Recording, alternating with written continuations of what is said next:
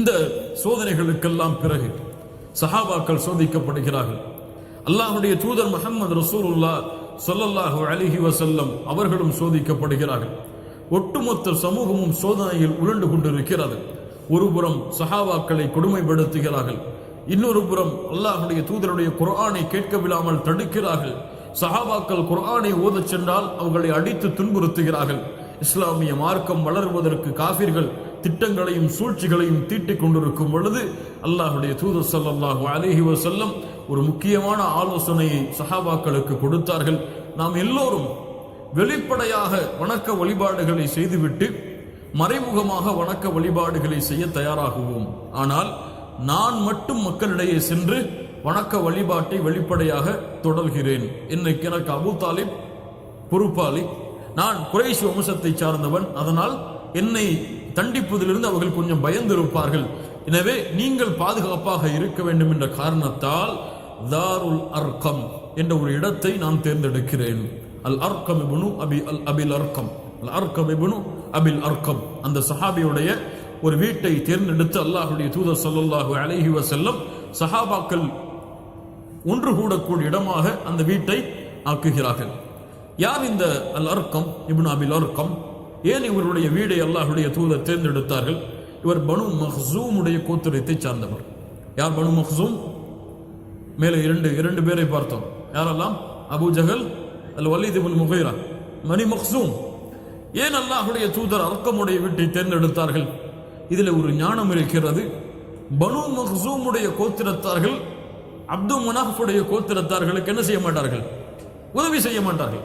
இயற்கையாகவே உதவி செய்யாத பொழுது முஹம்மது ரசூலுக்கு உதவி செய்கிறார் எம்முடைய குலத்தில் இருந்து என்ற ஒரு சந்தேகம் அவர்களுக்கு வராது. அதுதான் அர்கமுடைய வீட்டை தேர்ந்தெடுத்ததற்கு ஒரு காரணமாக இருக்கலாம்.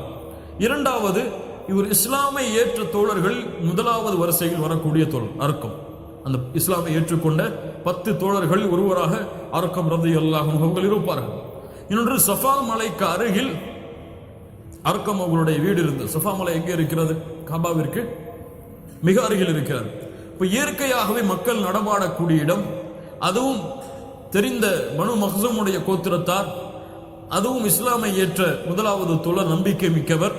இப்படிப்பட்ட காரணங்களை கொண்டு அல்லாஹ்வுடைய தூதர் முஹம்மது ரசூலுல்லாஹ் ஸல்லல்லாஹு அலைஹி வஸல்லம் அர்கம் ரலியல்லாஹு அன்ஹு அவர்களுடைய வீட்டிலே ஒன்று கூடி குர்ஆனை ஓதுவது, குர்ஆனை கற்றுக் கொடுப்பது, சஹாபாக்களை இபாதத்திலே ஆர்வப்படுத்துவது என்று அல்லாஹ்வுடைய தூதர் வலியுறுத்திவிட்டு ஏதாவது ஆலோசனைகள் செய்ய வேண்டும் என்றால் அர்கமுடைய வீட்டில் வைத்து ஆலோசனை செய்வார்கள். யாராவது இஸ்லாமை ஏற்றுக்கொள்ள வர வேண்டும் என்றால் அர்கமுடைய வீட்டிற்கு தான் அல்லாஹ்வுடைய தூதர் ஸல்லல்லாஹு அலைஹி வஸல்லம் அழைத்து வரப்பட்டு இஸ்லாமை ஏற்று சுஹைபுர் ரூமி இஸ்லாமை ஏற்றுக்கொண்டது அர்கம் அவர்களுடைய வீட்டில்தான். சல்மான் அல் ஃபாரிசி இஸ்லாமை ஏற்றுக்கொண்டது அர்கம் அவர்களுடைய வீட்டில்தான். உமர் இப்னுல் ஹத்தாப் இஸ்லாமை ஏற்றுக்கொண்டது அர்கம் அவர்களுடைய வீட்டில்தான். இப்படி இஸ்லாமை ஏற்கக்கூடிய சபையாகவும் அர்கம் அவர்களுடைய வீடு பயன்பட்டது. அல்லாஹ்வுடைய தூதர் ஸல்லல்லாஹு அலைஹி வஸல்லம் ஆனால் இந்த வீட்டை விட்டு வெளியே சென்று காபாவில் தான் தொழுவார்கள். அல்லாஹ்வை தவிர வேறு யாரையும் பயப்பட மாட்டார்கள். குர்ஆனை மக்களுக்கு எப்போது பார்த்தாலும் என்ன தடுப்பு வந்தாலும் என்ன தடை வந்தாலும் குர்ஆனை ஓதிக்கொண்டே இருப்பார்கள். இந்த நேரத்தில் காஃபிர்களுடைய சோதனை, காஃபிர்களுடைய சிரமங்கள் முஸ்லிம்கள் மீது பாய ஆரம்பிக்கிறது. இஸ்லாமை விட்டு எப்படியாவது இவர்களை தடுக்க வேண்டும், இல்லை என்றால் முழு மக்காவும் இந்த ஈமானை ஏற்றுக்கொண்ட சமூகமாக மாறிவிடும் என்று பயந்த காஃபிர்கள் ஏழை சஹாபாக்கள் மீது அல்லது அடிமையான சஹாபாக்கள் மீது தங்களுடைய துன்புறுத்துதலை அதிகப்படுத்துகிறார்கள். அல்லாஹ் ரப்புல் ஆலமீன் ஒரு வாசலை திறக்கிறான். அல்லாஹ்வுடைய தூதருக்கு அல்லாஹ் அனுமதி கொடுக்கிறான். சிரமப்படக்கூடிய அந்த தோழர்களை, கஷ்டப்படக்கூடிய அந்த தோழர்களை ஹபஷாவிற்கு, அபிசீனியாவிற்கு அனுப்பி வையுங்கள் என்று தூதர் முஹம்மது ரசூலுல்லாஹ் ஸல்லல்லாஹு அலைஹி வஸல்லம் அவர்களுடைய நபித்துவத்தின் 5ஆம் ஆண்டு. இந்த 5 ஆண்டுகள் அல்லாஹ்வுடைய தூதர் ஸல்லல்லாஹு அலைஹி வஸல்லம் அவர்கள் ரகசிய அழைப்பு செய்த அந்த ஆண்டுகள். அதற்கு பிறகு இருந்த இந்த 3 ஆண்டுகளும் அல்லாஹ்வுடைய தூதர் ஸல்லல்லாஹு அலைஹி வஸல்லம் அவர்கள் வெளிப்படையாக அழைப்பு பணி செய்து சஹாபாக்களுடைய அந்த சிரமங்கள், அவர்களுக்கு எதிராக நடத்தப்பட்ட சூழ்ச்சிகள், அல்லாஹ்வுடைய தூதர் ஸல்லல்லாஹு அலைஹி வஸல்லம் அவர்கள் இஸ்லாமிய அழைப்பு பணிக்காக குர்ஆனை மக்களுக்கு எடுத்து வைக்கும் பொழுது நடந்த நிகழ்வுகள், அல்லாஹ்வுடைய தூதருக்கு காஃபிர்கள் முஷ்ரிக்குகள் மூலமாக நடந்த துன்புறுத்துதல் நிகழ்வுகள், இதையெல்லாம் இதுவரை இந்த 5 ஆண்டுகள் அல்லாஹுடைய தூதர் ஸல்லல்லாஹு அலைஹி வஸல்லம் அவர்களுடைய வாழ்க்கையில் இந்த நிகழ்வுகளோடு அல்லாஹுடைய தூதருடைய வாழ்க்கை கழிகிறது. 5வது ஆண்டு ரஜபுடைய மாதம். அல்லாஹுடைய தூதர் ஸல்லல்லாஹு அலைஹி வஸல்லம் அவர்களுக்கு அல்லாஹ் ரப்புல் ஆலமீன் வசனம் இறக்குகிறான். வ அர்துல்லாஹி வாசிஆ, அல்லாஹுடைய பூமி விசாலமானது, இந்த பூமியில் பறந்து திரியுங்கள் என்று அல்லாஹ் ரப்புல் ஆலமீன் வசனத்தை அடையாளம் காட்டுவதன் மூலம் சஹாபாக்கள் இந்த ஊரை விட்டு மற்ற ஊருக்கு செல்லலாம் என்று அல்லாஹ் ரப்புல் ஆலமீன் அனுமதி அளிக்கிறான். அல்லாஹுடைய தூதர் ஸல்லல்லாஹு அலைஹி வஸல்லம் அவருடைய இந்த நிலைமையை பற்றி உம்மு ஸலமா ரலியல்லாஹு அன்ஹா, உம்மு ஸலமா யார்? ஜௌஜின் நபி, அல்லாஹுடைய தூதருடைய மனைவி. அன்னஹா காலத் லம்மா ضاقت علينا மக்கா, மக்கா எங்களுக்கு இறுக்கமாக ஆனது. சஹாபாக்கள் எல்லோரும் சோதிக்கப்பட்டார்கள். அல்லாஹ்வுடைய மார்க்கத்திற்காக அவர்கள் பட்ட கஷ்டங்களும் சிரமங்களும் அதிகரிக்க ஆரம்பித்தது. அல்லாஹ்வுடைய தூதராலும் அவர்களுடைய தோழர்களாலும் அதை தடுக்க முடியவில்லை. அப்போதுதான் அல்லாஹ்வுடைய தூதர் ஸல்லல்லாஹு அலைஹி வஸல்லம் சொன்னார்கள், இன்ன பி அர்தில் ஹபஷா மலிகன், ஹபஷாவிலே ஒரு மலிக் இருக்கிறார், ஒரு அரசர் இருக்கிறார். லா யுظ்லமு அஹதுன், அவர் யாருக்கும் அநீதம் இழைக்க மாட்டார். ஃபல்ஹகு பிபிலாதி, அவருடைய ஊரை நீங்கள் சென்றடையுங்கள்.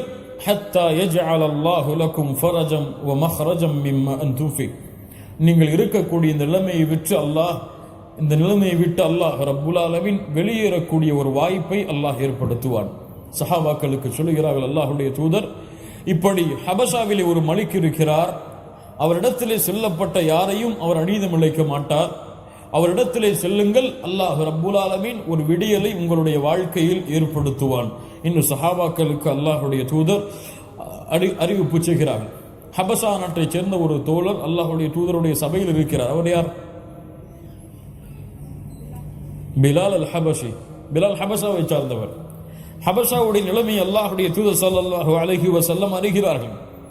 ஏன் ஹபஷா, லிமாதா அல் ஹபஷா, ஏன் ஹபஷாவை அல்லாஹுடைய தூதர் தேர்ந்தெடுத்தார்கள்? அல்லாஹுடைய தூதர் அதனுடைய காரணத்தை சொன்னார்கள். என்ன காரணம்? அதனுடைய அரசர் மிக நீதமானவர். இன்னொன்று, ஹபஷாவுடைய மக்களுடைய நிலைமையை பொறுத்தவரை பல மதங்களை பின்பற்றக்கூடிய மனிதர்கள் ஹபஷாவிலே வாழ்ந்தார்கள். மதத்தை பின்பற்றுவதற்கும் பாதுகாப்பிற்கும் ஏற்ற இடமாக அல்லாஹுடைய தூதர் ஹபஷாவை கருதியதால் சுதந்திரம் மற்றும் பாதுகாப்பு இந்த இரண்டும் இருந்த காரணத்தால் அல்லாஹுடைய தூதர் ஸல்லல்லாஹு அலைஹி வஸல்லம் ஹபஷாவை நோக்கி மக்களை அனுப்பி வைத்தார்கள். அப்போ இந்த இரண்டும் இல்லாத நாட்டிலே வாழ்வது முஸ்லிம்களுக்கு அனுமதிக்கப்பட்டது கிடையாது. எதுவெல்லாம்? இஸ்லாமிய மார்க்கத்தை பின்பற்றுவதற்கு சுதந்திரம் இருக்க வேண்டும், தங்களுடைய மார்க்கத்தை ஈமானை பாதுகாப்பதற்கு பாதுகாப்பு இருக்க வேண்டும். இந்த இரண்டும் இல்லாத நாடுகளில் முஸ்லிம்கள் வாழ்வதற்கு அனுமதி கிடையாது. இப்போ இரண்டு காரியங்களும் இருக்கும் காரணத்தால் அல்லாஹுடைய தூதர் ஸல்லல்லாஹு அலைஹி வஸல்லம் ஹபஷாவை நோக்கி சஹாபாக்களை அனுப்பி வைக்கிறார்கள். யாருடைய தலைமையில்? முதல் ஹபஷாவுடைய பயணம் உஸ்மான் இப்னு அஃபான் ரலியல்லாஹு அன்ஹு அவருடைய தலைமையில் 11 அல்லது 12 ஆண் சஹாபாக்கள் 4 பெண் சஹாபாக்களோடு நடக்கிறது. முதல் ஹபஷாவுடைய பயணம் 11 அல்லது 12, கருத்து வேறுபாடு இருக்கிறது. 11 அல்லது 12 4 பெண் சஹாபாக்களோடு இந்த பயணம் நடக்கிறது. அதில் முக்கியமானவர்கள் யார்? குறிப்பாக உஸ்மான் இப்னு அஃபானுடைய தலைமையில் அப்துர் ரஹ்மான் இப்னு அவுஃப், ஜுபைர் இப்னு அவ்வாம், ஜஅஃபர் இப்னு அபி தாலிப், அபூ ஹுதைஃபா, முஸ்அப் இப்னு உமைர், அபூ சலமா, உஸ்மான் இப்னு மதுஊன். இந்த முக்கியமான சஹாபாக்கள் ருக்கையா ரலியல்லாஹு அன்ஹா, சஹலா ரலியல்லாஹு அன்ஹா, உம்மு சலமா, உம்மு அப்துல்லா அல்லது லைலா, இந்த பெண்களுடைய குழுவோடு அல்லாஹ்வுடைய தூதர் ஸல்லல்லாஹு அலைஹி வஸல்லம் ஹபஷாவுடைய முதல் பயணத்திற்கு சஹாபாக்களை அனுப்பி வைக்கிறார்கள். இந்த பயணம் வெளிப்படையாக இருந்ததா அல்லது மறைமுகமாக இருந்ததா என்று வரலாற்றிலே பார்த்தால் சில சஹாபாக்களுடைய அறிவிப்பின்படி இந்த பயணம் வெளிப்படையாகத்தான் இருந்தது. காஃபிர்கள் இதை தடுக்கவில்லை. ஏன்? இவர்கள் அடிமைகள், இவர்கள் பலகீனமானவர்கள், இவர்கள் எங்கு வேண்டுமானாலும் செல்லலாம் என்று அனுமதித்தார்கள். ஆனால் சில சஹாபாக்கள் மறைவாகத்தான் சென்றார்கள் என்ற அறிவிப்புகள் இருக்கிறது. ஏனென்றால் உமர் இப்னுல் கத்தாப் ரலியல்லாஹு அன்ஹு மக்காவில் இருக்கக்கூடிய சிறந்த தலைமைத்துவ தலைவர்களில் ஒருவர். உமர் இப்னுல் கத்தாப் இஸ்லாமை ஏற்கவில்லை. உமர் இப்னுல் கத்தாப் இந்த பயணம் செய்யக்கூடிய 2 நபர்களை பார்க்கிறார்கள். யார்? உம்மு அப்துல்லா, லைலா என்று அழைத்தோம் உம்மு அப்துல்லா ஆமிர் இப்னு ரபியாவுடைய மனைவி. அப்துல்லாவை பார்க்கிறார்கள். உமர் இப்னு கத்தாப் தபரானி ரஹ்மஹுல்லாஹ் தங்களுடைய முஅஜமுல் கபீரில் இந்த ஹதீஸை பதிவு செய்கிறார்கள். உமர் இப்னு கத்தாப் ரலியல்லாஹு அன்ஹு அப்துல்லாவை பார்த்து கேட்டார்கள், ஐன யா அப்துல்லா, அப்துல்லாவே எங்கே செல்கிறாய்? அப்போது சொன்னார்கள், ஆதைதுமூனா ஃபீ தீனினா, நீங்கள் இருக்கிறீர்களே எங்களுடைய தீனில் நீங்கள் எங்களை நோவினை செய்கிறீர்கள், எங்களுடைய தீனை பின்பற்ற விடாமல் தடுக்கிறீர்கள். ஃபனذهபு ஃபீ அர்தில்லாஹ், அல்லாஹ்வுடைய பூமியிலே செல்கிறோம். ஹைஸு லா நுஅ்திய ஃபீ இபாதத்தில்லாஹ், அல்லாஹ்வுடைய இபாதத் செய்வதற்கு எங்கே நோவினை அளிக்கப்படாதோ அந்த இடத்தை நோக்கி நாங்கள் செல்கிறோம் என்று உமர் இப்னு கத்தாப் ரலியல்லாஹு அன்ஹு அவர்களுக்கு முன்னால் யார் சொல்வது? அப்துல்லா சொல்கிறார்கள். உமர் இப்னு கத்தாப் எப்போதுமே கோபப்படக்கூடியவர். ஆனால் அந்த கோபத்திலும் அந்த கோபத்துடைய உள்ளத்திலும் ஒரு மென்மை இருந்தது, உமர் அவர்களுடைய வரலாற்றிலே அதிகமாக அறிய முடியும் எம்மால் அந்த மென்மையை பார்க்கலாம். உமர் அவர்களுக்கும் ஆச்சரியம், ஏன் இந்த மக்கள் இவர்களுடைய பேச்சுக்காக தன்னுடைய சொந்த ஊரை விட்டு, சொந்த குலத்தை விட்டு, சொந்த இருப்பிடங்களை விட்டு கிளம்பி செல்கிறார்கள்? என்ன காரணமாக இருக்கும்? அந்த பெண்ணை பார்த்து சொன்னார்கள், ஸஹிபகுமுல்லாஹ், அல்லாஹ் உங்களுக்கு தோழமையாக இருப்பான், செல்லுங்கள். ஸஹிபகுமுல்லாஹ், அல்லாஹ் உங்களுக்கு துணை புரிவான், இந்த பயணத்தை நீங்கள் தொடருங்கள் என்று உமர் இப்னு கத்தாப் ரலியல்லாஹு அன்ஹு அவர்கள் சொன்னார்கள். இதனுடைய காரணம் எல்லாம் உமர் அவர்களுடைய இஸ்லாமுடைய நிகழ்ச்சிகள் நமக்கு தெரிய வரும். ஃபஜாஅனி ஸௌஜி ஆமிர் இப்னு ரபியா, ஆமிர் இப்னு ரபியா வருகிறார்கள். என்ன உமர் அவர்களிடத்தில் ஏதோ பேசிக் கொண்டிருந்தாயே? ஆம், உமர் வந்தார், இப்படி சொன்னேன், அவர் அல்லாஹ் உமக்கு தோழமை புரியட்டும் என்று கூறினார். அவருடைய உள்ளத்திலிருந்து மென்மையை நான் பார்த்தேன். அப்போது அவர் கேட்டார், அப்துல்லா, உமர் இஸ்லாமை ஏற்றுக்கொண்டார் என்று நினைக்கிறாயா? இஸ்லாமை மறைமுகமாக ஏற்றுக்கொண்டார் என்று நினைக்கிறாயா? அப்போது சொன்னார்கள், நஅம். ஃபகால வல்லாஹி லா யுஸ்லிமு ஹத்தா யுஸ்லிம ஹிமாருல் கத்தாப், கத்தாபுடைய குடும்பத்துடைய ஒரு கழுதை இஸ்லாமை ஏற்றுக்கொள்ளும், உமர் இஸ்லாமை ஏற்றுக்கொள்வதற்கு முன்னால். அல்லாஹ் பாதுகாப்பானா. என்ன சொல்ல வருகிறார்கள்? உமர் எல்லாம் இஸ்லாமை ஏற்றுக்கொள்வது சாத்தியமே இல்லை. யாருடைய கருத்து ஜெயிக்கும்? யாருடைய வாசல் திறக்கப்படும்? அல்லாஹ் ரப்புல் ஆலமீன் நாடினால் யாருடைய உள்ளத்தையும் அல்லாஹ் புரட்டி போடுவான் என்பதற்கு ஒரு சான்றுதான் உமர் அவர்களுடைய இஸ்லாமை ஏற்றுக்கொண்ட அந்த நிகழ்வு. ஹபஷாவை நோக்கி இந்த சஹாபாக்களுடைய படை குழு சென்றடைகிறது. அங்கே சென்று அந்த அரசருடைய பாதுகாப்பில் அல்லாஹ்வுடைய தூதர் கூறியது போலவே பாதுகாப்போடு அரவணைப்போடு அந்த சமூகம் வாழ்ந்து கொண்டிருக்கிறது. இந்த நேரத்தில் சென்ற சஹாபாக்கள் எல்லோரும் திரும்பி வரக்கூடிய ஒரு நிலைமை ஏற்படுகிறது. ஏன் இந்த திரும்பி வருதல்? எல்லா சஹாபாக்களும் சென்ற எல்லா சஹாபாக்களும் உஸ்மான் இப்னு அஃபான் அவருடைய தலைமையில் சென்ற எல்லா சஹாபாக்களும் மக்காவை நோக்கி திரும்பி வருகிறார்கள். ஏன் இந்த பயணத்தில் ஏற்பட்ட மாற்றம்? அதுவும் எப்போது? அதே வருடத்தில் ஷவ்வாலுடைய மாதத்தில், ரஜபுடைய மாதத்தில் செல்கிறார்கள். ஷவ்வாலுடைய மாதத்தில் திரும்பி வருகிறார்கள். எத்தனை மாதம்? ஷவ்வாலுக்கும் ரஜபுக்கும் நமக்கு எங்க அதெல்லாம் தெரியும்? இல்ல மஷா அல்லாஹ் பாதுகாத்தவர்களை தவிர அரபி மாதங்கள் எல்லாம் நமக்கு என்ன தெரியும்? ரஜப், அடுத்து ஷாபான், ரமதான், ஷவ்வால். இப்போ 3 மாதம் அல்லது 2.5 மாதம். இந்த 3 மாதத்திற்கு இடையில் அல்லாஹ்வுடைய தூதர் ஸல்லல்லாஹு அலைஹி வஸல்லம் அனுப்பிய அந்த தோழர்கள் திரும்பி வருகிறார்கள். ஏன்? மக்காவிலே இருக்கும் குறைஷிகள் எல்லோரும் அல்லாஹ்வுடைய தூதருக்கு கட்டுப்பட்டு விட்டார்கள் என்ற ஒரு செய்தி ஹபஷாவை சென்றடைகிறது. யா அல்லாஹ், குறைஷிகள் எல்லோரும் இஸ்லாமிய மார்க்கத்தை ஏற்றுக்கொண்டார்கள், முஹம்மதை எதிர்ப்பதற்கு யாருமே இல்லை ஸல்லல்லாஹு அலைஹி வஸல்லம் என்ற ஒரு செய்தி ஹபஷாவிற்கு சென்றடைகிறது. என்ன நடந்தது அப்படி என்றால், மக்காவிலே அல்லாஹ்வுடைய தூதர் ஸல்லல்லாஹு அலைஹி வஸல்லம் ஒரு முறை மக்களுக்கு முன்னால் வந்து, இன்று முழு மக்காவிலே வாழக்கூடிய குறைஷிகளுக்கும் இந்த குர்ஆனை ஓதி காண்பிக்க போகிறேன் என்று ஓத வருகிறார்கள். முதலாக அல்லாஹ்வுடைய தூதர் ஒட்டுமொத்த காஃபிர்களுக்கும் குர்ஆனை ஓதுகிறார்கள். முதலாக குர்ஆனை ஓதுகிறார்கள். என்ன சூராவை ஓதுகிறார்கள்? சூரத்துன் நஜ்ம் வன் நஜ்மி இதா ஹவா என்று ஆரம்பிக்கக்கூடிய அந்த சூராவை ஓதுகிறார்கள். அல்லாஹ்வுடைய தூதர் முடிக்கிறார்கள், அஃபமின் ஹாதல் ஹதீஸி தஅஜபூன், இந்த செய்தியை கேட்டு நீங்கள் ஆச்சரியப்படுகிறீர்களா? வதத்ஹகூன வலா தபகூன வஅன்தும் சாமிதூன், இதை பார்த்து நீங்கள் அழாமல் சிரித்துக் கொண்டிருக்கிறீர்களா?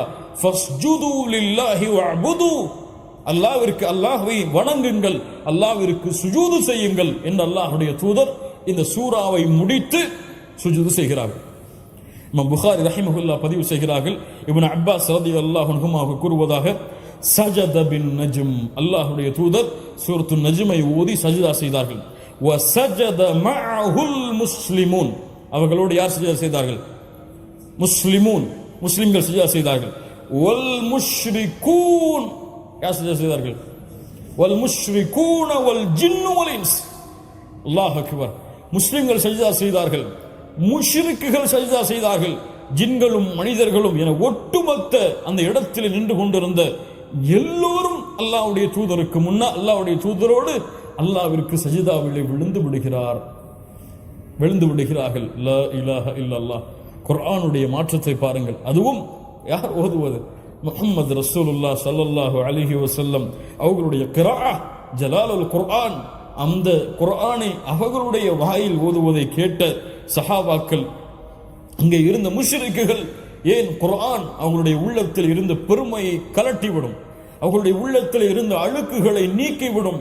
அவர்கள் பெருமையை மறந்து, குலத்தை மறந்து, அல்லாஹ்வுடைய தூதருடைய எதிர்ப்பை மறந்து அல்லாஹ்வுடைய வசனத்திற்கு கட்டுப்பட்டு எல்லோரும் சுஜூதிலே விழுகிறார்கள்.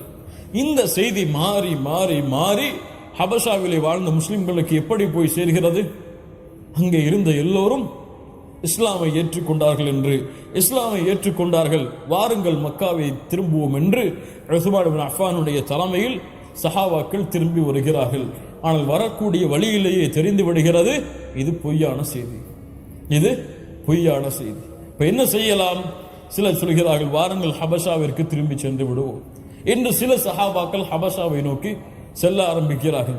இன்னும் சில சஹாபாக்கள் மறைந்து மறைந்து மக்காவின் உள்ளே நுழைந்து விடுகிறார்கள்.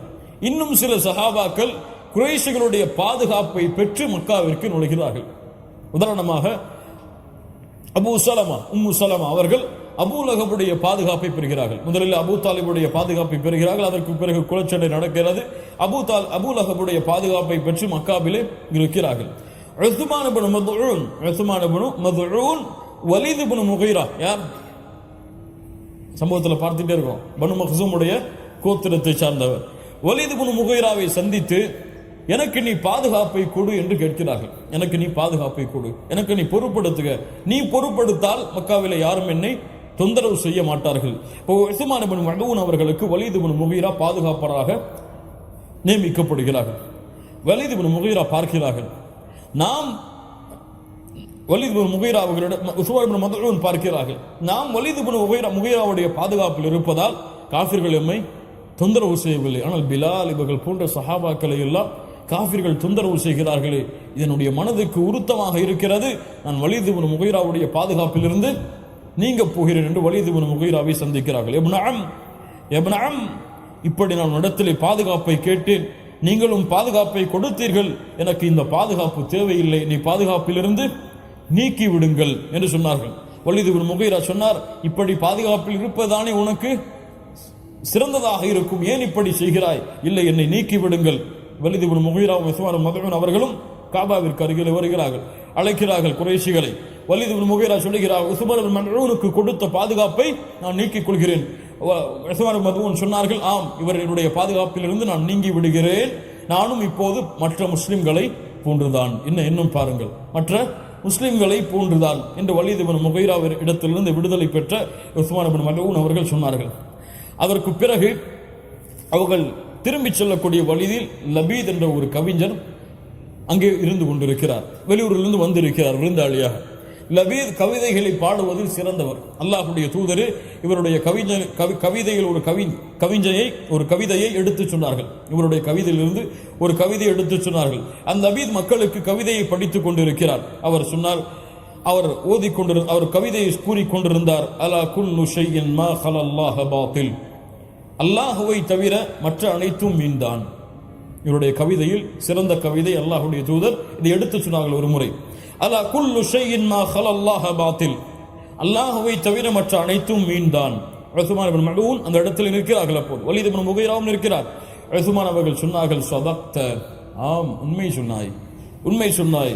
சும்ம இன்ன லபீத் அன்ஷதஹும் தமாமல் பைத் வ குல்லு நஈமின் லா மஹாலத ஸாயில், எல்லா அருட்கொடைகளும் ஒரு நாள் முடிந்துவிடும். எல்லா அருள்கொடைகளும் ஒரு நாள் முடிந்துவிடும். ஃபகால கதப்த, அப்போது உஸ்மான் அவர்கள் சொன்னார்கள், நீ பொய் சொல்லுகிறாய், நீ பொய் சொல்லுகிறாய். ஏன்? இன்ன நஈம அஹ்லில் ஜன்னா லா யஸூல், சொர்க்கத்துடைய அருள்கொடை முடியாது. நீ பொய் சொல்லுகிறாய் லபீது, தைரியமாக சொல்கிறார்கள். அப்போதுதான் விடுதலையாகி இருக்கிறார். மக்காவிலே அனைவரும் நின்று கொண்டிருக்கிறார்கள். அப்போது சொல்கிறார் லபீதை பார்த்து, நீ சொன்னாய் முதலிலே சரி, அது சரிதான், அல்லாஹ்வை தவிர மற்ற அனைத்தும் வீண்தான், அது சரி. இரண்டாவது சொன்னாயே எல்லா அருள்கொடைகளும் முடிந்து விடும் என்று, அது போய் சொர்க்கத்துடைய அருள்கொடை முடிவடையாது. லபீது கோவப்பட்டு விடுகிறான். இந்த செய்தி எமக்கு எதை உறுதிப்படுத்துகிறது என்றால், அல்லாஹ்வுடைய தூதர் முஹம்மது ரசூலுல்லாஹ் ஸல்லல்லாஹு அலைஹி வஸல்லம் தங்களுடைய மக்காவுடைய அந்த காலத்தில் 13 ஆண்டு காலம் அல்லாஹ்வுடைய தூதர் சஹாபாக்களுடைய உள்ளத்திலே விதைத்த முக்கியமான விதை சொர்க்கத்தை பற்றிய விதை. உறுதியாக அவர்களுடைய உள்ளத்திலே சொர்க்கத்தை பற்றிய ஆசைகளை, சொர்க்கத்திலே அவர்களுக்கு கிடைக்க இருந்த இன்பங்களை பற்றி அல்லாஹ்வுடைய தூதர் அவர்களுக்கு மீண்டும் மீண்டும் மீண்டும் அறிவுரை செய்து கொண்டே இருந்தார்கள். யாசிர், அம்மார், சுமையா ரலியல்லாஹு அன்ஹும் அவர்கள் சிரமப்பட்டதை பார்த்து அல்லாஹ்வுடைய தூதர் என்ன சொன்னார்கள்? ஸப்ரன் அலா யாசிர் ஃபஇன்ன மவ்இதுகுமுல் ஜன்னah, யாசிரின் குடும்பத்தார்களை பொறுமையை கையாருங்கள், உங்களுடைய தங்குமிடம் சொர்க்கமாக அமையும் என்று சொன்னார்கள். சிரமங்களை பார்த்த ஹப்பாப் அவர்களுக்கும் அல்லாஹ்வுடைய தூதர் சொர்க்கத்தை நினைவு காட்டினார்கள். கவலையோடு, பசியோடு, வேதனையோடு வரக்கூடிய எல்லா சஹாபாக்களுக்கும் அல்லாஹ்வுடைய தூதர் சொர்க்கத்திலே எமக்கு சிறந்த உறைவிடம் உண்டு என்பதை அல்லாஹ்வுடைய தூதர் நினைவுபடுத்தினார்கள். சொர்க்கத்துடைய இன்பத்தை பற்றிய ஆசைகளை, சொர்க்கம் கிடைக்கும் என்ற உறுதியை சஹாபாக்களுடைய உள்ளத்திலே விதைத்த காரணத்தால் தான் பின்னால் பார்ப்போம் ஒரு மிகப்பெரிய பாடமாகவே ஏன் சஹாபாக்கள் இவ்வளவு கஷ்டத்திற்கு பிறகும் பொறுமையை கையாண்டார்கள், பொறுமையோடு இருந்தார்கள். அல்லாஹ்வுடைய தூதரும் அவர்களால் மதீனாவுடைய வாழ்க்கையிலே இருந்த அந்த முயற்சிகளை போன்று மக்காவுடைய வாழ்க்கையிலும் முயற்சி செய்திருக்க முடியும். ஆனால் ஏன் பொறுமையை கையாண்டார்கள் என்ற ஒரு பாடத்திலே பார்ப்போம். அதிலே ஒரு குறிப்பான வரிதான் அல் ஜன்னா, சொர்க்கம். அந்த சொர்க்கத்தை பற்றி அவர்களுடைய உள்ளத்திலே ஊட்டிய அந்த செய்திகள், அந்த சொர்க்கத்திலே அவர்களுக்கு கிடைக்க இருந்த அருள்கொடைகளை பற்றி அல்லாஹ்வுடைய தூதர் கூறிய செய்திகள் அவர்களுடைய உள்ளத்தை ஆட்கொண்டிருந்தது. அல்லாஹ்வுடைய தூதர் முஹம்மது ரசூலுல்லாஹ் ஸல்லல்லாஹு அலைஹி வஸல்லம் அவர்கள் சொன்னார்கள், அல்லாஹ் ரப்புல் ஆலமீன் கூறுவதாக, அஅதத்து லிஇபாதியஸ் ஸாலிஹீன், என்னுடைய நல்ல அடியார்களுக்காக நான் தயாரித்து வைத்திருக்கக்கூடிய சொர்க்கத்தை, மா லா ஐனுன் ரஅத், எந்த கண்களும் பார்த்திருக்காது, வலா உதுனுன் சமிஅத், எந்த காதும் அதன் சப்தத்தை கேட்டிருக்காது, வலா ஹதர அலா கல்பி பஷர், எந்த மனிதனுடைய உள்ளத்திலும் அந்த சொர்க்கம் எப்படி இருக்கும் என்ற கற்பனை கூட உதித்திருக்காது. ஃபஇன் ஷிஅ்தும் ஃபக்ரஉ இன் ஷிஅ்தும், நீங்கள் விரும்பினால் ஓதிக்கொள்ளுங்கள். ஃபலா தஅலமு நஃப்ஸும் மா உஃபிய லஹும் மின் குர்ரத்தி அயுன், எந்த ஒரு உள்ளமும் அறியாது அல்லாஹ் ரப்புல் ஆலமீன் அவர்களுடைய உள்ளம் திருப்தி அடைவதற்காக சொர்க்கத்திலே தயாரித்து வைத்திருக்கக்கூடிய அருள்கொடைகளை. இந்த செய்திகள் எல்லாம் சஹாபாக்களுடைய உள்ளத்திலே ஆழமாக பதிந்திருந்த காரணத்தால் மக்காவிலே அவ்வளவு எதிர்ப்புகள் இருந்த சூழ்நிலையில் கூட வெளியூரிலிருந்து பயணமாகி வந்த லபீதுக்கு எதிராக உஸ்மான் இப்னு மத்ஊன் சத்தியம் மறுக்கப்படும் பொழுது அதை எதிர்த்து சொன்னார்கள், வகுல்லு நஈமின் லா மஹாலத ஸாயில், எல்லா அருள்கொடைகளும் முடிந்துவிடும் என்று லபீத் அவர்கள் கூறிய பொழுது, இன்ன நஈம அஹ்லில் ஜன்னதி லா யஸூல், லபீதே சொர்க்கத்துடைய அருள்கொடை முடியாது என்று உஸ்மான் இப்னு மத்ஊன் ரலியல்லாஹு அன்ஹு அவர்கள் லபீத் அவர்களை பார்த்து கூறிய உடன் மக்கா காஃபிர்கள் கோபம் அடைந்து விடுகிறார்கள். இப்போதுதான் விடுதலையாக இருக்கிறார் வலீதுடைய பாதுகாப்பிலிருந்து, அதற்குள் இவருக்கு இவ்வளவு திமிரா, ஒரு வெளியூரிலிருந்து நம்முடைய கண்ணியமான அழைப்பை ஏற்று வந்த லபீதுக்கு எதிராக இவர் பேசுகிறாரே என்று எல்லா குறைஷி காஃபிர்களும் உஸ்மான் இப்னு மத்ஊனை அடிக்க ஆரம்பித்து விடுகிறார்கள். அப்போது உஸ்மான் இப்னு மத்ஊன் ரலியல்லாஹு அன்ஹு அவர்களை அந்த நிகழ்வுக்கு பிறகு வலீத் அவர்கள் சந்திக்கிறார்கள். வலீத் அவர்கள் சொன்னார்கள், யா உஸ்மான், நீ என்னுடைய பாதுகாப்பில் இருந்தாய், பாதுகாப்போடு இருந்தாய், ஆனால் இப்போது அந்த பாதுகாப்பை விட்டு வெளியே சென்று இவ்வளவு சிரமப்படுகிறாயே, உனக்கு இன்னொரு வாய்ப்பையும் தருகிறேன், என் பாதுகாப்பில் வந்துவிடு. அப்போது உஸ்மான் ரலியல்லாஹு அன்ஹு சொன்னார்கள், தோழரே, நீ அறிய மாட்டாயா, என்னுடைய ஒரு கண் தான் இந்த குறைஷி காஃபிர்களால் பாதிக்கப்பட்டிருக்கிறது, என்னுடைய இன்னொரு கண் இருக்கிறது, அதனுடைய தோழமையாக அந்த கண்ணும் இவர்களால் பாதிக்கப்படுவதை என்னுடைய இன்னொரு கண் விரும்பும் பொழுது நான் எப்படி உன்னுடைய பாதுகாப்பில் வர முடியும் என்று உஸ்மான் இப்னு மத்ஊன் ரலியல்லாஹு அன்ஹு அவர்கள் சொன்னார்கள். அபூ சலமா ரலியல்லாஹு அன்ஹு, உம்மு சலமா அவர்களுடைய கணவர் அபூ சலமா ரலியல்லாஹு அன்ஹு முதல் ஹபஷாவுடைய பயணத்திலே பங்கு கொண்டார். இரண்டாவது ஹபஷாவுடைய பயணத்திலிருந்து திரும்பி வரும் பொழுது அவர் மரணமாகிவிட்டார். அதற்கு பிறகுதான் உம்மு சலமாவை அல்லாஹ்வுடைய தூதர் ஸல்லல்லாஹு அலைஹி வஸல்லம் திருமணம் முடித்தார்கள். அபூ லஹபுடைய பாதுகாப்பில் அபூ சலமா அவர்கள் சென்றார்கள். இப்படி குறைஷி காஃபிர்களுடைய சில தலைமையின் கீழும் சஹாபாக்களில் சிலர் அடைக்கலமானார்கள். இந்த நேரத்தில் மறுபடியும் குறைஷி காஃபிர்களுடைய சிரமமும் கஷ்டமும் முஸ்லிம்களிடத்திலே அதிகமான பொழுது அல்லாஹுடைய தூதருடைய அனுமதி கொண்டு மீண்டும் சஹாபாக்கள் இரண்டாவது ஹபஷாவை நோக்கிய அபிசீனியாவை நோக்கிய பயணத்தை மேற்கொள்ள தயாராகிறார்கள். அந்த பயணத்திலே கிட்டத்தட்ட 82 அல்லது 83 சஹாபாக்களும் 19 சஹாபிய பெண்களும் அந்த பயணத்திலே பங்கு கொள்கிறார்கள். அல்லாஹுடைய தூதர் ஸல்லல்லாஹு அலைஹி வஸல்லம் அவர்கள் அனுப்பிய இந்த பயணத்தில் உஸ்மான் இப்னு அஃபான், முதல் பயணத்தில் சென்ற உஸ்மான் இப்னு அஃபான் அவர்களும் முஸ்அப் இப்னு உமைர் ரலியல்லாஹு அன்ஹுமா அவர்களும் அந்த பயணத்திலே குறிப்பாக பங்கு கொள்ளவில்லை. மற்ற எல்லா சஹாபாக்களும் அந்த பயணத்திலே பங்கு கொள்கிறார்கள். இந்த இரண்டாவது பயணம் சஹாபாக்கள் இந்த ஒரு சிறு குழு ஹபஷாவை வந்தடைகிறது. ஹபஷாவை வந்தடைவதை பற்றி உம்மு சலமா ரலியல்லாஹு அன்ஹா அவர்கள் பெரிய ஹதீஸாக அதை அறிவிக்கிறார்கள். சென்ற வாரம் இதை பற்றிய செய்திகளை பார்த்தோம். மீண்டும் இதை நினைவு கூர்ந்தால் இந்த வரக்கூடிய பாடத்திற்கு நமக்கு உதவியாக இருக்கும். உம்மு சலமா ரலியல்லாஹு அன்ஹா அவர்கள் சொல்லுகிறார்கள்,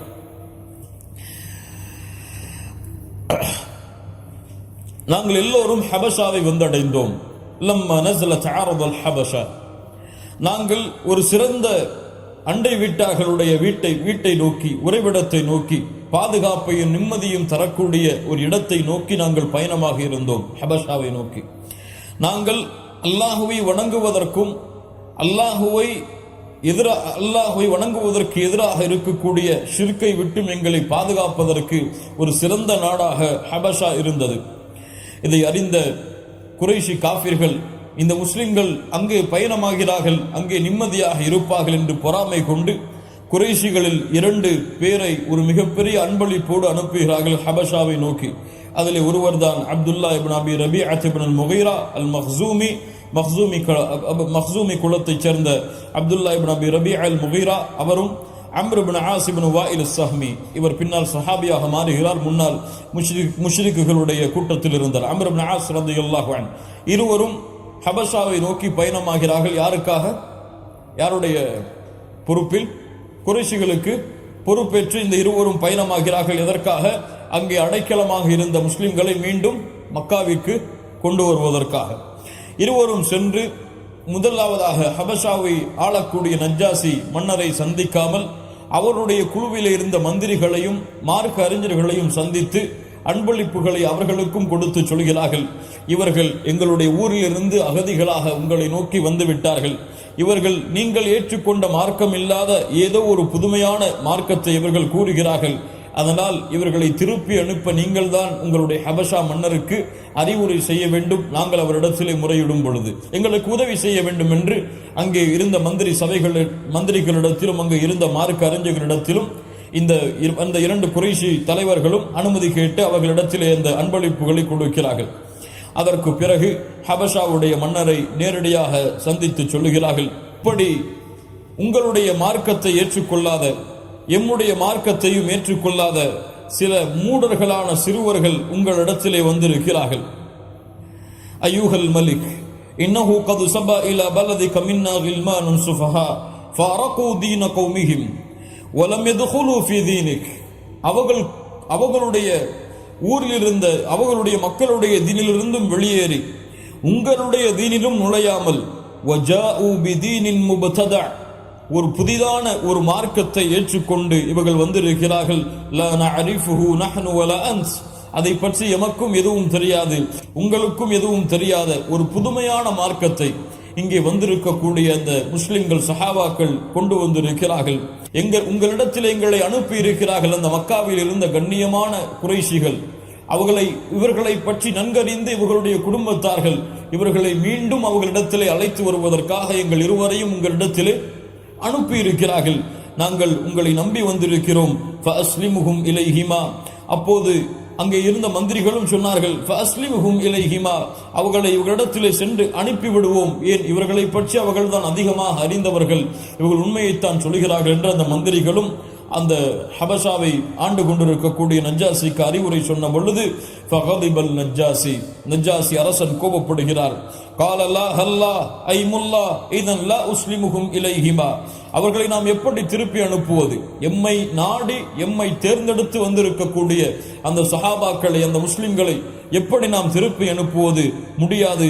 அவர்களை அழைத்து நேரடியாகவே என்ன செய்தி என்று கேட்போம்.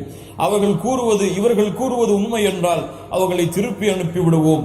ஆனால் அவர்கள் கூறுவதில் அவர்கள் உண்மையாளர்களாக இருந்தால் அவர்களை எக்காரணம் கொண்டும் திருப்பி அனுப்ப முடியாது என்று நஜ்ஜாசி மன்னர் அறிவுரை செய்து முஸ்லிம்களை அழைக்கிறார். அப்போது முஸ்லிம்கள் எல்லோரும் ஜாஃபர் இப்னு அபி தாலிப் ரலியல்லாஹு அன்ஹு அவர்களுடைய தலைமையில் நஜ்ஜாசி மன்னருக்கு முன்னால் வந்து நிற்கிறார்கள். நஜ்ஜாசி மன்னிடத்தில் என்ன பேசுவது, யார் பேசுவது என்று முஸ்லிம்கள் மஷ்ஹூரா செய்து ஜாஃபர் இப்னு அபி தாலிப் 20 வயதை அடைந்திருக்கக்கூடிய ஜாஃபர் இப்னு அபி தாலிப் அல்லாஹ்வுடைய தூதருடைய நெருக்கமான உறவினராகிய இந்த சஹாபியை அந்த மன்னரிடத்தில் பேசுவதற்காக முஸ்லிம்கள் நியமிக்கிறார்கள். அவருடைய உரை நஜ்ஜாசி மன்னருக்கு முன்னால் ஒரு 20 வயது முஸ்லிம் வாலிபர் இஸ்லாமை பற்றிய தெளிவான விளக்கங்களை கொடுத்து, இவருடைய விளக்கம் நஜ்ஜாசி மன்னருடைய உள்ளத்தை அல்லாஹ்வுடைய உதவியால் திறக்கிறது. அந்த உரை என்ன? அந்த நஜ்ஜாசி மன்னரிடத்திலே ஜாஃபர் இப்னு அபி தாலிப் அவர்கள் பேசினார்கள். ஐயுஹல் மலிக், அரசரே, குன்னா கௌமன் அஹ்ல ஜாஹிலிய்யா, நாங்கள் அறியாமை கால சமூகத்தை சார்ந்தவர்கள். நஅபுதுல் அஸ்னாம், சிலைகளை வணங்கினோம். வனக்குலுல் மைத்தா, இறந்தவைகளை சாப்பிட்டோம். வனத்தியல் ஃபவாஹிஷ், மானக்கேடான விஷயங்களை நெருங்கினோம். வனக்குதவுல் அர்ஹாம், உறவினர்களை துண்டித்து வாழ்ந்தோம். வனுசீஉல் ஜிவார், அண்டை விட்டாருக்கு நோவினை செய்தோம். யஅகுலுல் கவிய்யு மின்னா தஈஃப், பலகீனமானவரிடமிருந்து பலம் உண்ணவர் சாப்பிட்டார். ஃபகுன்னா அலா தாலிக், இப்படியே நாங்கள் இருந்தோம். ஹத்தா பஅஸல்லாஹு இலைனா ரசூலம் மின்னா, எதுவரை அல்லாஹ் ரப்புல் ஆலமீன் எங்களிடத்திலே ஒரு ரசூலை அனுப்பும் வரை. நஅரிஃபு நஸபஹ் வ ஸித்கஹ் வ அமானதஹ் வ அஃபாஃபஹ், அவருடைய மென்மையை அறிந்திருந்தோம், அவருடைய அமானித தன்மையை அறிந்திருந்தோம், அவருடைய உண்மையை அறிந்திருந்தோம், அவருடைய கோத்திரத்தை அறிந்திருந்தோம். ஃபதஆனா இலல்லாஹ், அல்லாஹ்வின் பக்கம் எங்களை அழைத்தார். லினுவஹிதஹு, அல்லாஹ்வை மட்டுமே வணங்குமாறு கூறினார். வனஅபுதுஹு, அவனுக்கு மட்டுமே வணக்க வழிபாடுகளை செலுத்துமாறு கூறினார். வனஹலஅ மா குன்னா நஅபுது நஹ்னு வ ஆபாஉனா மின் தூனிஹி மினல் ஹிஜாரா வல் அவ்சானி வ அமரனா பிஸ்ஸித்கில் ஹதீஸ் வ ஆதாஇல் அமானா வ ஸிலத்துர் ரஹிம் வ ஹுஸ்னில் ஜிவார் வல் கஃபி அனில் மஹாரிமி வத் திமா. அவர் நாங்கள் வணங்கியிருந்த எங்களுடைய முன்னோர்கள் வணங்கிய சிலைகளாகிய கல்லையும் வணக்க வழிபாடுகள் செலுத்தக்கூடிய இடங்களையும் புறக்கணிக்குமாறு விடுமாறு கூறினார். அதை விட்டு அல்லாஹ்வை மட்டுமே வணங்குமாறு எங்களுக்கு ஏவினார். உண்மை பேசும்படி கூறினார். அமானிதங்களை பேணும்படி கூறினார். சிலத்துர் ரஹீம், உறவுகளை சேர்த்து வாரும்படி எங்களிடத்திலே கூறினார். அண்டை விட்டார்களோடு நல்ல முறையில் நடந்து கொள்ள வேண்டும் என்று கூறினார். இரத்தங்களை ஓட்டுவதை விட்டும் அல்லாஹ் தடுத்த ஹராமான காரியங்களின் பக்கம் நெருங்குவதை விட்டும் விலகுமாறு எங்களுக்கு கூறினார். வனஹான அனில் ஃபவாஹிஷ், மானக்கேடான விஷயங்களை எங்களுக்கு தடுத்தார். வகௌலி ஸூர், பொய் சாட்சி கூறுவதை எங்களுக்கு தடுத்தார். வஅக்லி மாலல் யதீம், யதீம்களுடைய உணவை சாப்பிடுவதை தடுத்தார். வகத்ஃபில் முஹ்ஸனாத், கற்புள்ள பெண்களின் மீது அவதூறை கூறுவதை தடுத்தார். வஅமரனா அன் நஅபுதல்லாஹ வஹ்தஹ் லா நுஷ்ரிக பிஹி ஷைஆ வஅமரனா பிஸ்ஸலாஹ் வஸ்ஸகாத் வஸ்ஸியாம். அப்படியே அடுக்கிக் கொண்டே போனார்கள். இஸ்லாமுடைய எல்லா கடமைகளையும் அல்லாஹ்வை வணங்கி அல்லாஹ்விற்கு எதையும் இணை வைக்காமல் இருக்கவும், தொழுகை நிலைநாட்டவும், ஜகாத்தை கொடுக்கவும், ரமதானுடைய மாதத்தில் நோன்பு வைக்கவும் எங்களுக்கு ஏவினார். ஃபஸத்தக்னாஹு, அவரை நாங்கள் உண்மைப்படுத்தினோம். வஆமன்னா பிஹ், அவரை கொண்டு ஈமான் கொண்டோம். வத்தபஅனாஹு அலா மா ஜாஅ பிஹ், அவர் கொண்டு வந்த அனைத்து செய்தியையும் பின்தொடர்ந்தோம். ஃபஅபதுனல்லாஹ வஹ்தஹ், அல்லாஹ்வை மட்டுமே வணங்கினோம். ஃபலம் நுஷ்ரிக் பிஹி ஷைஆ வஹர்ரம்னா மா ஹர்ரம அலைனா வஹலல்னா மா அஹல்ல லனா. அல்லாஹ் எங்களுக்கு எதை ஹலாலாக்கினானோ அதை நாங்களும் ஹலாலாக்கி கொண்டோம். அல்லாஹ் எங்களுக்கு எதை ஹராமாக்கினானோ அதை நாங்களும் ஹராமாக்கி கொண்டோம். என்று அவர் கூறிவிட்டு சொன்னார். அப்போதுதான் இந்த மக்கள் எங்களை கொடுமைப்படுத்தினார்கள், எங்களை துன்புறுத்தினார்கள், எங்களுக்கு வேதனைகளை கொடுத்தார்கள். எந்த வழியும் தெரியாத பொழுது அல்லாஹ்வுடைய தூதருடைய அனுமதி கொண்டு உங்களுடைய பலதை, உங்களுடைய ஊரை நாங்கள் தேர்ந்தெடுத்தோம், உங்களின் மீது நம்பிக்கை கொண்டு வந்தோம். அல்லாஹ்வுடைய தூதர் சொன்னார், இந்த அரசரிடத்தில் செல்லுங்கள், அவர் அநியாயம் செய்ய மாட்டார், நாங்கள் அதே ஆதரவை கொண்டு நீங்கள் எங்கள் மீது அநீதம் இழைக்க மாட்டீர்கள் என்ற நம்பிக்கையோடு உங்களுக்கு முன்னால் நிற்கிறோம். ஐயுகல் மலிக், அரசரே என்று ஜாஃபர் இப்னு அபி தாலிப் தங்களுடைய உரையை முடிக்கிறார். நஜ்ஜாசி மன்னர் கேட்டார், அந்த தூதர் கொண்டு வந்த செய்தி ஏதாவது உங்களிடத்தில் இருக்கிறதா? ஃபகால லஹு ஜாஃபர், ஆம் இருக்கிறது. ஃபகால லஹு நஜ்ஜாசி ஃபக்ரஉ, அதை ஓதுங்கள் என்று சொன்னவுடன் ஜாஃபர் இப்னு அபி தாலிப் ரலியல்லாஹு அன்ஹு சூரத்துல் மரியமுடைய வசனங்களை ஓத ஆரம்பிக்கிறார். கஃப் ஹா யா ஐன் ஸாத் என்று சூரத்துல் மரியமுடைய வாசகங்களை ஓத ஆரம்பிக்கிறார். லா இலாஹ இல்லல்லாஹ். ஜாஃபர் இப்னு அபி தாலிபுடைய அந்த அறிவாற்றலை பாருங்கள் மூமின் பெண்களே. எப்படி அல்லாஹ்வுடைய தூதர் ஸல்லல்லாஹு அலைஹி வஸல்லம் அவர்களிடத்திலிருந்து பாடம் பயின்ற ஜாஃபர் இப்னு அபி தாலிப் அந்த நஜ்ஜாசி மன்னர் குர்ஆனில் இருந்து ஏதாவது ஓதுங்கள் என்று கேட்டவுடன் வேறு ஏதாவது சூறாவை ஓதி இருக்கலாம், கியாமத்தை பற்றி சொல்லி இருக்கலாம், முஸ்லிம்களிடத்தில் எப்படி நடந்து கொள்வது என்ற வசனங்களை ஓதி இருக்கலாம். ஆனால் நஜ்ஜாசி மன்னருக்கு எது தேவையோ, அங்கே கூடியிருந்த கிறிஸ்தவ தோழர்களுக்கு எதை தேவையோ அதையே தன்னுடைய குர்ஆன் வசனமாக மாற்றி ஜாஃபர் இப்னு அபி தாலிப் அவர்கள் அந்த நஜ்ஜாசி மன்னருக்கு முன்னால் சூரத்துல் மரியமை, ஈசா அலைஹிஸ்ஸலாம் அவர்களை பற்றிய செய்திகளை, மரியம் அலைஹிஸ்ஸலாம் அவர்களை பற்றிய செய்திகளை நஜ்ஜாசி மன்னருக்கு முன்னால் எடுத்து வைத்தார்கள். அதை கேட்ட நஜ்ஜாசி மன்னர் அழுதார். அவருடைய தாடி நனையும் அளவிற்கு அழுதார். அதை ஓதிவிட்டு சொன்னார், மூசா அலைஹிஸ்ஸலாம், அதை கேட்டவுடன் சொன்னார், மூசா அலைஹிஸ்ஸலாம் அவர்கள் கொண்டு வந்த, ஈசா அலைஹிஸ்ஸலாம் அவர்கள் கொண்டு வந்த, உங்களுடைய தூதர் கொண்டு வந்த இரண்டும் ஒரே கோட்டையிலிருந்து ஒரே இடத்திலிருந்து கிளம்பி இருந்தவைதான் என்று கூறி அந்த இரண்டு முஷ்ரிக்கான அந்த தலைமைத்துவத்திற்கு வந்திருந்த அந்த குறைஷி தலைவர்கள் இரண்டு பேரையும் பார்த்து சொன்னார், நஜ்ஜாசி அரசர், இவர்களை நாங்கள் உங்களிடத்திலே ஒப்படைக்க மாட்டோம், நீங்கள் திரும்ப சென்று விடுங்கள், ஒப்படைக்க மாட்டோம் இவர்களை உங்களிடத்தில். அப்போது இருவரும் திரும்பி சென்றார்கள். அப்போது அம்ர் இப்னு ஆஸ் ரலியல்லாஹு அன்ஹு அவர்கள் சொன்னார்கள், அம்ர் இப்னு ஆஸ் அவர்கள் சொன்னார்கள் ரலியல்லாஹு அன்ஹு, அப்துல்லாஹ் இப்னு அபி ரபீஆவை பார்த்து, நாளை ஒரு நாள் இவர்களை பற்றிய ஒரு செய்தியை நஜ்ஜாசி மன்னரிடத்தில் தெரிவிப்பேன், அதை தெரிவித்தவுடன் நிச்சயமாக அவரை இவர்களை வெளியாக்கி விடுவார், அப்படிப்பட்ட சதி திட்டத்தை நான் வைத்திருக்கிறேன் என்று அம்ர் இப்னு ஆஸ் அவர்கள் சொல்கிறார்கள். அப்போது அப்துல்லாஹ் இப்னு அபி ரபீஆ சொன்னார்கள், அப்படி செய்யாதே, அவர்களும் நம்முடைய உறவினர்கள் தான், இரத்த சொந்தங்கள் தான். அப்போது மறுநாள் அம்ர் இப்னு ஆஸ் அவர்கள் அந்த நஜ்ஜாசி மன்னரை சந்தித்து சொன்னார்கள், ஐயுகல் மலிக், அரசரே, இன்னஹும் யகூலூன ஃபீ ஈஸா இப்னு மரியம் கௌலன் அஸீமா, ஈசா அலைஹிஸ்ஸலாம் அவர்களை பற்றிய ஒரு தவறான செய்தியை, ஒரு மிகப்பெரிய செய்தியை அவர்கள் பகிர்ந்து கொள்கிறார்கள் தங்களுக்குள், அதை பற்றி நீங்கள் கேளுங்கள். அப்போது நஜ்ஜாசி மன்னர் அவர்களை அழைத்தார், கேட்டார், ஈசா அலைஹிஸ்ஸலாம் அவர்களை பற்றி நீங்கள் என்ன சொல்லுகிறீர்கள்? அப்போது ஈசா அலைஹிஸ்ஸலாம் அவர்களை பற்றி ஜாஃபர் இப்னு அபி தாலிப் ரலியல்லாஹு அன்ஹு சொன்னார்கள், நகூலு ஃபீஹி அல்லதி ஜாஅ பிஹி நபியுனா ஹுவ அப்துல்லாஹ், எங்களுக்கு அல்லாஹ்வுடைய செய்திகளை கொண்டு அனுப்பிய முஹம்மது ரசூலுல்லாஹ் சொன்னார்கள், அவர் அல்லாஹ்வுடைய அடிமை, ஈசா அலைஹிஸ்ஸலாம் அல்லாஹ்வுடைய அடிமை, வ ரூஹுஹு, அல்லாஹ் தன்னுடைய ரூஹால் படைத்த ஒரு படைப்பு, வ கலிமத்துஹு அல்காஹா இலா மரியம், அல்லாஹ்வுடைய வார்த்தையாகிய குன் என்ற வார்த்தையின் மூலமாக மரியம் அலைஹிஸ்ஸலாம் அவர்கள் மூலமாக படைக்கப்பட்ட ஒரு அடியான் என்று ஈசா அலைஹிஸ்ஸலாம் அவர்களை பற்றி சொன்னவுடன் நஜ்ஜாசி அரசர் கீழே இருந்து ஒரு குச்சி எடுத்து சொன்னார், முஹம்மது ரசூலுல்லாஹ் ஸல்லல்லாஹு அலைஹி வஸல்லம் அவர்களும் ஈசா அலைஹிஸ்ஸலாம் அவர்களும் இந்த குச்சியை தாண்டி எதையும் கூறவில்லை, இருவரும் கூறியது ஒன்றுதான் என்று ஈசா அலைஹிஸ்ஸலாம் அவர்களுடைய அந்த மார்க்கத்தை பின்பற்றக்கூடிய நஜ்ஜாசி மன்னர் முஸ்லிம்களுடைய வார்த்தையை உண்மைப்படுத்தினார். ஒருபோதும் இவர்களை திருப்பி அனுப்ப மாட்டேன், நீங்கள் நிம்மதியாக இங்கே வாழ்ந்து கொள்ளலாம் என்று முஸ்லிம்களுக்கு வழிகூறிவிட்டு அந்த குறைஷி காஃபிர்கள் கொடுத்த அந்த அன்பளிப்புகள் எல்லாவற்றையும் திருப்பி கொடுத்து சொன்னார், அல்லாஹ் ரப்புல் ஆலமீன் இந்த ஆட்சி எனக்கு கொடுக்கும் பொழுது என்னிடத்திலே லஞ்சம் வாங்கவில்லை, நானும் உங்களிடத்திலே இப்படிப்பட்ட கூலியை லஞ்சமாக பெறமாட்டேன், திரும்பி எடுத்துச் செல்லுங்கள் என்று மக்கா காஃபிர்களுக்கு அந்த இரண்டு தலைவர்களுக்கு நஜ்ஜாசி மன்னர் அறிவுரை செய்து அன்பளிப்புகளையும் திருப்பி கொடுத்து அந்த முஸ்லிம்களுடைய பாதுகாப்பிற்கு பொறுப்பேற்று அவர்களை நிம்மதியாக அந்த ஹபஷாவுடைய நாட்டில் அபிசீனியாவில் முஸ்லிம்கள் எல்லோரும் மகிழ்ச்சியாக வாழ நஜ்ஜாசி மன்னர் வழிவகுத்தார். இந்த நஜ்ஜாசி மன்னர் முஸ்லிமா இல்லையா என்ற செய்திகளை பற்றி பார்த்தோம்.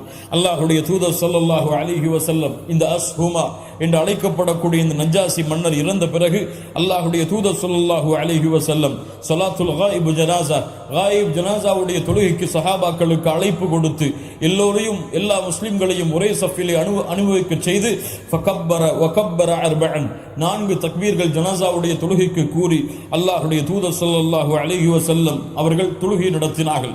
கண்ணியத்துக்குரிய நண்பு சகோதர சகோதரிகளே, அல்லாஹ்வுடைய தூதர் ஸல்லல்லாஹு அலைஹி வஸல்லம் சொன்னார்கள், கது துவஃபியல் யௌம ரஜுலுன் சாலிஹ், ஒரு சாலிஹான மனிதர் இறந்து விட்டார் மினல் ஹபஷ், ஹபஷாவுடைய நாட்டில், ஃபஹலும்மு ஃபஸல்லு அலைஹி, அவருக்காக பிரார்த்தனை செய்யுங்கள், தொழுங்கள், விரைந்து வாருங்கள் என்று கூறி சஃபிலே அனுபவிக்க செய்து சஹாபாக்கள் எல்லோரும் சஃபிலே இருந்தவுடன் ஜனாஸா தொழுகையை, காயிப் ஜனாஸா தொழுகையை நஜ்ஜாசி மன்னருக்காக அல்லாஹ்வுடைய தூதர் முஹம்மது ரசூலுல்லாஹ் ஸல்லல்லாஹு அலைஹி வஸல்லம் அவர்கள் தொழுகை நடத்தினார்கள். இந்த அறிவிப்புகள் எல்லாம் நமக்கு தெளிவாக அறிவிப்பது, நஜ்ஜாசி மன்னர் உண்மையாக அல்லாஹ்வை ஏற்றுக்கொண்ட மூமினாகத்தான் ஹபஷாவுடைய நாட்டில் சஹாபாக்களுடைய வருகைக்கு பிறகு வாழ்ந்து கொண்டிருந்தார். ஆனால் அவருடைய இஸ்லாம் வெளிப்படுத்தப்படாமல் அந்த நாட்டுடைய பாதுகாப்பை கருதியோ அவருடைய உள்ளத்தில் அவர் மறைத்திருந்ததை அல்லாஹ் அறிவார். அவருடைய அந்த இஸ்லாமை வெளிப்படுத்தாமல் ஹபஷாவுடைய நாட்டில் மன்னராகவே வாழ்ந்து மன்னராகவே இருந்தார். அல்லாஹ்வுடைய தூதர் அவருடைய ஈமானுக்கு சாட்சி கொடுத்து அவருக்காக ஜனாஸாவுடைய தொழுகையை நடத்தினார்கள். ஹபஷாவிற்கு சென்ற முஸ்லிம்கள் ஹைபருடைய யுத்தத்திற்கு பிறகுதான் எங்கே திரும்பி வந்தார்கள்?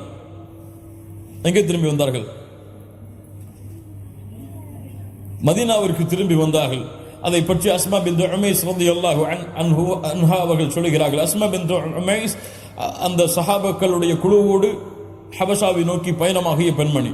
அல்லாஹ்வுடைய தூதர் ஸல்லல்லாஹு அலைஹி வஸல்லம் கனிமத்துடைய பொருட்களை ஹைபருடைய யுத்தத்தில் போர்க்களத்தில் கலந்து கொள்ளாத சில தோழர்களுக்கு கொடுத்தார்கள். யார் அவர்கள்?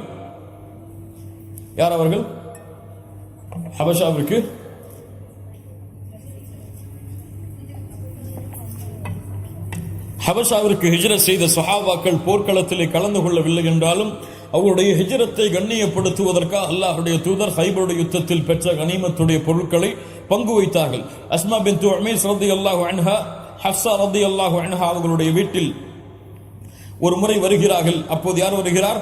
உமர் இப்னு அல்-கத்தாப் ரலியல்லாஹு அன்ஹு அவர்கள் வருகிறார்கள். அப்போது அஸ்மா பின்த் உமைஸ் அவர்களை பார்த்து இவர்கள் யார் என்று கேட்டார்கள். அப்போது இவர்கள் அவர்கள் என்று சொன்னவுடன் கேட்டார்கள், قال عمر الحبشيه هذه البحريه هذه, கடலிலே பயணம் செய்த ஹபஷியாவை சேர்ந்த ஹபஷாவிற்கு பயணம் செய்த பெண்ணா இவள்? فقالت அஸ்மா, அஸ்மா அவர்கள் சொன்னார்கள், நஅம், ஆம் நான் தான். உமர் ரலியல்லாஹு அன்ஹு சொன்னார்கள், சபக்னாகும் ஃபில் ஹிஜ்ரா ஃபநஹ்னு அஹக்கு பிரசூலில்லாஹ், உங்களை விட நாங்கள் ஹிஜ்ரத்திலே முந்திவிட்டோம், மதீனாவிற்கு நாங்கள் தான் அல்லாஹ்வுடைய தூதருக்கு மிக உரித்தானவர்கள். ஃபகதிபத், அஸ்மா ரலியல்லாஹு அன்ஹா கோபமடைந்து விடுகிறார்கள். வகாலத் கலிமத்தன் கதப்த யா உமர், உமரே நீங்கள் பொய் கூறுகிறாய், நீங்கள் பொய் சொல்கிறீர்கள். கல்லா வல்லாஹ் குன்தும் மஅ ரசூலில்லாஹ் யுத்இமு ஜாஇக்கும் வ யஇது ஜாஹிலக்கும், அல்லாஹ்வுடைய தூதர் உங்களுக்கு உணவளித்தார்கள், உங்களுடைய அறியாமையிலே இருந்தவர்களுக்கு அல்லாஹ்வுடைய தூதர் இல்மை கொடுத்தார்கள், அல்லாஹ்வுடைய தூதரோடு நீங்கள் வாழ்ந்தீர்கள். ஆனால் நாங்களோ வெகு தூரமாக இருக்கக்கூடிய வெறுப்புகளும் தூரமும் உடைய ஊரிலே நாங்கள் வாழ்ந்து கொண்டிருந்தோம். வெறுப்புகள் உடைய நாடு என்றால் சலமா அவர்கள் சொன்னார்கள், நாங்கள் நிம்மதி அளிக்கக்கூடிய இடத்திலே வாழ்ந்தோம் என்று. இங்கு அஸ்மா ரலியல்லாஹு அன்ஹா சொல்கிறார்கள், நாங்கள் வெறுப்புடைய பூமியில் வாழ்ந்தோம் என்று. என்ன அர்த்தம்? அஸ்மா ரலியல்லாஹு அன்ஹா அதை குறிப்பிடுகிறார்கள், அங்கே இருந்த கிறிஸ்தவர்களையும் யூதர்களையும் குறிப்பிடுகிறார்கள். அஸ்மா ரலியல்லாஹு அன்ஹா சொன்னார்கள், ஆம் நாங்கள் வெறுப்புடைய தூரமுடைய நாடில் வாழ்ந்தோம், நீங்கள் அல்லாஹ்வுடைய தூதரோடு வாழ்ந்தீர்கள், உங்களை விட நாங்கள் தான் அல்லாஹ்வுடைய தூதருக்கு உரித்தானவர்கள். இல்லை, நான் அல்லாஹ்வுடைய தூதரிடத்தில் இந்த செய்தியை கொண்டு சென்றே தீருவேன் என்று அல்லாஹ்வுடைய தூதர் ஸல்லல்லாஹு அலைஹி வஸல்லம் இடத்தில் அஸ்மா ரலியல்லாஹு அன்ஹா கொண்டு சொல்கிறார்கள், யா நபி அல்லாஹ் இன்ன உமர் قال وكذا وكذا, உமர் இப்படி சொல்கிறார், அல்லாஹ்வுடைய தூதரே அவர்தான் உங்களுக்கு ஹிஜ்ரத்திலே முன்னால் சென்று விட்டோம் என்ற காரணத்தால் உங்களுக்கு மிக நெருக்கமானவர்கள் அவர்கள் தான் என்று சொல்கிறார்கள். அப்போது அல்லாஹ்வுடைய தூதர் ஸல்லல்லாஹு அலைஹி வஸல்லம் சொன்னார்கள், லைஸ பிஹக்கி பி மின்கும், உங்களை விட அவர்கள் எங்களுக்கு மிக உரித்தானவர்கள் கிடையாது. வலஹுலி அஸ்ஹாபிஹி ஹிஜ்ரா வாஹிதா, அவர்களுக்கும் அவர்களை சார்ந்தவர்களுக்கும் உமர் அவர்களுக்கும் அவர்களை சார்ந்தவர்களுக்கும் ஒரே ஒரு ஹிஜ்ரத்து தான். வலக்கும் அன்தும் அஹ்லஸ் ஸஃபீனா, கடலிலே பயணம் செய்து கப்பலிலே பயணம் செய்த உங்கள் எல்லோருக்கும் ஹிஜ்ரத்தான், 2 ஹிஜ்ரத் இருக்கிறது. ஒன்று ஹபஷாவை நோக்கி பயணம் செய்த ஹிஜ்ரா, இன்னொன்று மதினாவை நோக்கி ஹிஜ்ரத் செய்த ஹிஜ்ரா.